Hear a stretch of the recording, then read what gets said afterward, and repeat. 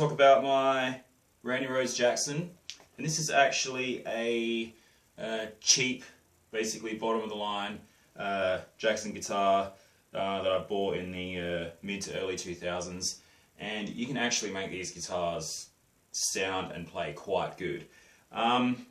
This originally started its life as just a light blue coloured, I believe the model is a JS30RR or something like that. I don't know if they still make these. If you look at the back of the headstock here, it's crafted in India. I think the neck may be some kind of Indian cedro, rosewood fretboard, and I believe the body might be basswood or something like that. As you can see, I've modified this guitar a fair bit. Definitely the most notable thing about it is the paint job.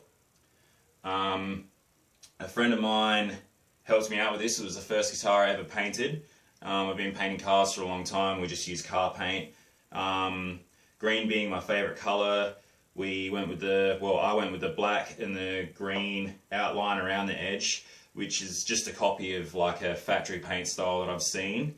But being a huge Dimebag fan, I kind of wanted to go for you know, my variation on the blue Dean from Hell look. And my friend came over and airbrushed some green lightning on it for me, and yeah, it came out pretty sweet actually. Played it a lot in my old band Desert Eagle, and used it for a brief period a couple of years ago with another band that I was playing with called the Killbot Factory. This guitar's great, I think, for low tunings. It's currently in a standard tuning in C sharp, which is used on the song Seeds of Hate on the latest Hidden Intent album. The pickups are EMG 81 and 89.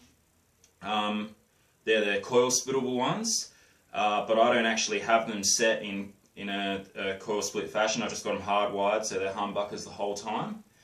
And yeah, another thing that I did with this guitar is that when I originally got it, there was a spacer underneath the neck, and the neck was sort of kicked up on an angle like that.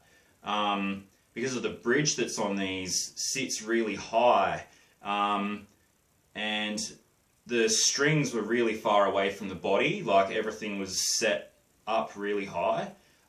So what I did is I took that spacer out and I bolted the neck solidly to the guitar, and I actually modified the bridge. The bridge is actually being ground down so I could get that action to sit low enough to be in line with the neck once it was set in the correct position. I don't know if all of these guitars are like that just because they're cheap and they're not machined properly or something, or whether it was just this particular one that, you know, might have had something wrong with it from the factory or whatever, and they had to put a neck spacer in. So if you own one of these and you know that, let me know, because I'd be really interested to find out. And yeah, I think that's about it. It's got some black hardware on it. It's still got the chrome bridge and the other chrome hardware like the tuners and stuff on it. That I might swap out for black hardware eventually, or if I'm feeling a bit jazzy, I might even put a black Floyd Rose in this guitar, because I'm not really a fixed bridge guy. I'm more of a Floyd Rose type dude. And yeah, that's about it really. Picked it up for 400 bucks brand new.